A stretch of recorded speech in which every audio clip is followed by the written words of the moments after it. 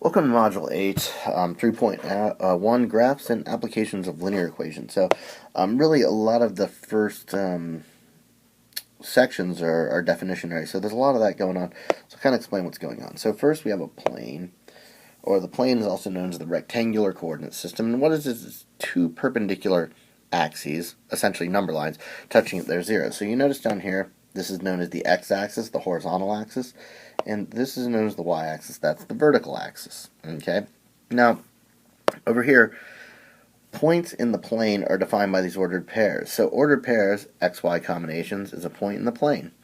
Ordered pairs are usually solutions to equations. So, they're in alphabetical order. So, why they call them an ordered pair is because there's two of them, hence pair, and ordered because there's always x then y. Okay. So, this one over here, this point A, which is 3, 5, the x coordinate's 3 and the y coordinate's 5. And the way we can get to this point is if we start here at the 0, 0, which is the origin. The origin here is called 0, 0. We can start there. We go 3 in a positive x direction, 1, 2, 3. And then we go 5, 1, 2, 3, 4, 5. In a positive y direction, and we land on that point. So that's one way we could get there. Now another way we could go start at this origin, where points begin, go up 5 and to the right 3. And you'll notice what happened there is it formed a little rectangle. That's why we call this the rectangular coordinate systems. Or rectangular coordinate system. So once again, this point right here, 3, -5, go 3 in a positive x direction, and then we go 5 in a negative y direction. And notice that below the x-axis, the y's are negative, and then to the left of the y-axis, these x's are negative back here. So it's just like the number line, negative to positive left to right, and then negative to positive bottom to top, or as we move up, things are getting larger.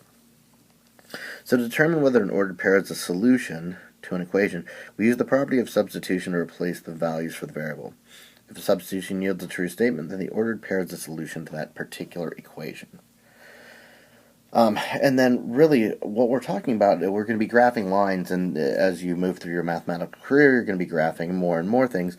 A graph is nothing more than a drawing that's a representation of all the solutions to a particular equation. So that's what's going on. So one last thing about this rectangular coordinate system, we'll move down here, is there are quadrants, and it starts here. And in these axes, like we have our y-axis right here, we got our x-axis right here. It breaks the plane up into 4 pieces, hence quadrants. So this quadrant 1 is where x is positive and y is positive. Quadrant 2 is where x is negative. Notice our ordered pair, our -3, but y is positive. Down here in the third quadrant, both x and y are negative. And then in the fourth quadrant, the x is positive and y is negative. So 4 quadrants, and those are the quadrants. Now, down here, if we're determining whether or not these points right here are solutions to this equation right here, we're trying to determine whether or not these points are on the graph of this equation. That's another way of thinking about this. And when we're determining whether these ordered pairs are solutions, we're going to use the property of substitution to plug the values in for the x and y. Now, recall that these ordered pairs are always x, y combinations, so the x is 2, the y is 7. So plugging it over here, we have 4y minus 3x equals 22. Now, if we plug this in, 7 for y, so 4 times 7 minus 3 times 2, does that equal 22? Well, 4 times 7 is 28, minus 6, 28 minus 6 is 22, so yes, this is a solution. And what that also means is this is a solution to this equation. This point would be on the graph of this equation as well. So now let's determine whether or not -1, 6 are solutions. So we're plugging the -1 in for the x, because that's our x value, and we're plugging the 6 in for the y. So 4 times 6 minus 3 times -1. So we plugged the y in for the y, the x in for the x. Does that equal 22? Well, 4 times 6 is 24. -3 times 1 is plus 3. 24 plus 3 equals 22. No, I don't think so. Those are not equal. So this is No, that is not a solution. So we know that that point is not on the graph of that equation over there. Now, if we look at this equation y equals 3x minus 2 is called a linear equation, and we can deduce that these are linear equations because the y is raised to the first power, the x is raised to the first power. Whenever that's the case, these are linear. They're called linear equations, and they're called linear equations because their graphs are lines. Now, how many points are needed to uniquely determine a line? Well, if we think about it really quickly, if we just have one point like that point right there. Now, if we think about what that ordered pair would be, negative 1, 2, 3, 4. 1, 2, 3, so that's the ordered pair negative 4, 3. Now, there's an infinite number of lines that go to that point. Like, there's that line, there's that line, there's that line, there's that line, there's that line, there's that line.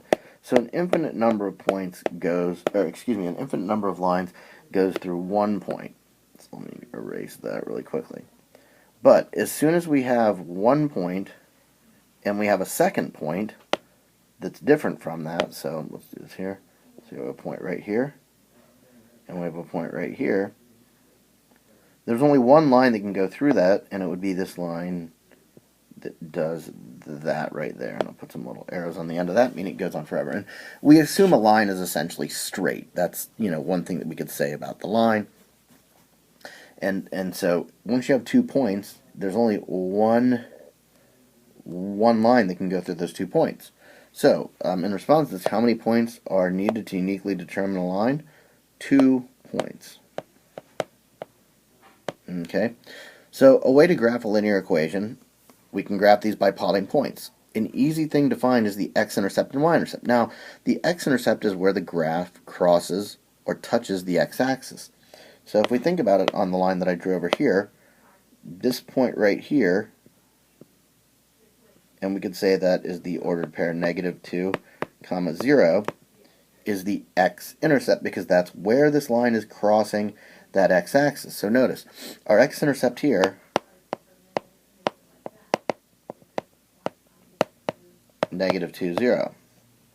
So anytime we're on the x-axis, we're on this axis right here, we haven't gone up and we haven't gone down, so our y value has to be 0. And notice, in fact, it is. So if we're given an equation like we have right over here, one way to find the x-intercept is set y equal to 0 and solve. Okay? So the y-intercept is where the graph crosses the y-axis. So if we look at this line right here, let's say this right point right there is where the line crosses the y-axis. And that ordered pair right there is going to be, well, 0, because we haven't gone to the right and haven't gone to the left, so the x-coordinate has to be 0, and we've gone down 1, 2, 3, 4, so 0, negative 4. So the y-intercept, 0, negative 4. And it's true that regardless of where we are with a y-intercept, because y-intercept crossed this y-axis, x is always 0 on that line because we haven't gone to the right or the left, so we're always going to have a 0 in the x-coordinate spot. And that tells us how we find these y-intercepts. To find the y-intercept, set x equal to 0 and solve for y, and then we're going to have an ordered pair like that. So given an equation like we have up here, we can find the x-intercept, we can find the y-intercept, giving us 2 points, then we can graph that line. So let's just go back to see if we can erase some of this stuff that's on here now. And we'll go ahead and look for the x and y-intercept. And that's enough erasing, whatever. We'll get to that in a second. So, now if we look at this, trying to graph this line right here, we have y equals 3x minus 2. Now, to find the x-intercept, recall, set y equal to 0, and then solve for x. And sometimes people, you might have seen something like this, an xy little t table. So for finding the x-intercept, we're setting y equals 0, plug 0 in here, we plug 0 back into our equation. 0 equals 3x minus 2. To solve this, we would, that's good, we could add 2 to both sides. Then we get 2 equals 3x, divide by 3.